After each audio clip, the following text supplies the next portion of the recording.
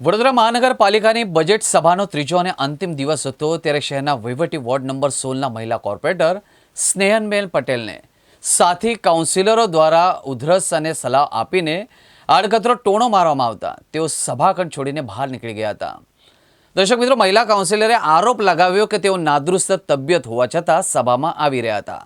તેમણે ઉધરસ આવતા સાથી કાઉન્સિલરો દ્વારા તેમને સલાહ રૂપી ટોણો મારવામાં આવ્યો હતો, જેથી તેઓ આખરે રડમસ ચહેરે સભા છોડીને ચાલી ગયા હતા।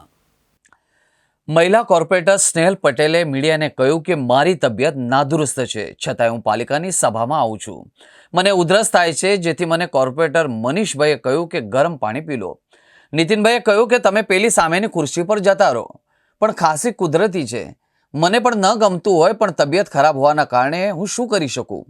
તેમને આ ગમતું હોય તો હું સભાખંડની બહાર નીકળી રહ્યો છું। તેમની બાજુના કોઈને ઉધરસ આવે, તે ના ગમતું હોય તો કાંઈ વાંધો નથી, હું નીકળી જઈશ।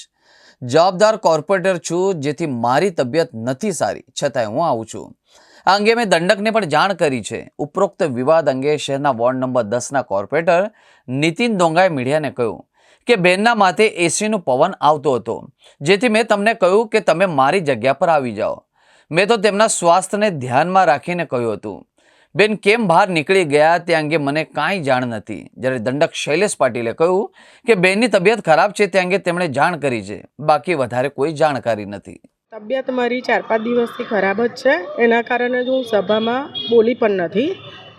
અને આજે તો આટલો અવાજ બી નીકળે છે, પણ ખાંસી મને વધુ થાય છે। એટલે મનીષભાઈ પગાર, નીતિનભાઈ કહે છે કે તમે જગ્યા બદલી કાઢો। મનીષભાઈ પગાર કહે છે કે વારંવાર ખાંસી ખાયા કરો છો તો દવા લો, આમ નહીં સારું। એટલે એમને ના ગમતું હોય એવું મને લાગ્યું, એટલે હું નીકળી ગઈ છું। બેન, આ બાબતે જાણ કરી મેયરને કે એમને કોને? ના, મેં દંડકને કહ્યું છે અને એમને કહીને નીકળી છું, શૈલેષભાઈ પાટીલને। બેન, એક મહિલાનું આવી રીતે અપમાન થયું કહેવાય? હવે આ તો બીમારી તો કુદરતી છે, હું પોતે તો લઈને આવતી નથી, અને ના ગમતું હોય તો હું નીકળી જાઉં છું, એનો મને વાંધો નથી। ખાંસી થતી હતી, તમે એવું કીધું કે પાણી પી લો, તમે ના, મેં નથી. સામે જતા રહો એવું કહી રહ્યા છે કે બીજી જગ્યા ચેન્જ કરો એવું તમે કીધું? મેં નથી કીધું। કોણે કીધું? તમારા એમ મને નથી ખબર। એ તમારું નામ લઈ રહ્યા છે શું તમારા અને મનીષભાઈ પર એવો આક્ષેપ છે કે તમે એમ કીધું કે આ જગ્યા પરથી અલગ બીજી જગ્યા પર બેસી જાઓ? ના ના ના ના, બેનને મેં એવું કીધું કે બેન એસીનો બ્લો તમારા માથા પર આવે છે, એટલે તમે મારી જગ્યા પર આવી જાઓ। સામે જતા રહો નહીં કીધું। તો કાઉન્સિલરને આ રીતે એમને એવું લાગ્યું કે એમનું અપમાન થયું? ના, હવે હું તો એની સ્વાસ્થ્યને ધ્યાનમાં રાખીને કીધું ભાઈ બ્લો તમારા માથા પર આવે છે, તમને શરદી થશે, એટલે તમે અહીંયા આવી જાઓ। બેને અલગ લઈ લીધું એવું છે? એવું લાગે? બિલકુલ। શું લાગે છે તમને?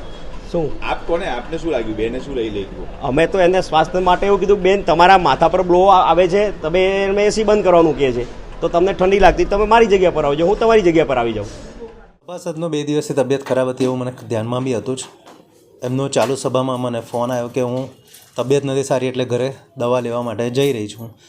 એટલે સ્વાભાવિક છે કે એની કાળજી તો લેવી પડે, એટલે મેં હા પાડી કે તમે જઈને પાછા આવજો બપોર પછી એમ। અને પછી એમની સાથે હું બહાર કાળજી લેવા માટે કે ભાઈ શું થયું છે, વધારે થયું તો હું મારી કોઈકને વ્યવસ્થા કરી અને એમને ઘરે પહોંચાડું એમ।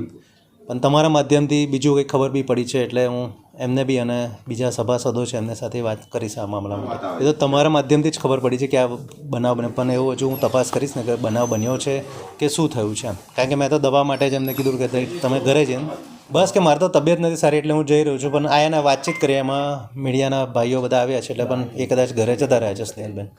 એક્શન લેવાશે જો એમને આ રીતે? એટલે મેયરશ્રીને રજૂઆત કરીશું અમે, અને આ રીતનું કંઈક હશે તો એમને ત્રણે બેસાડીશું આ વાતમાં।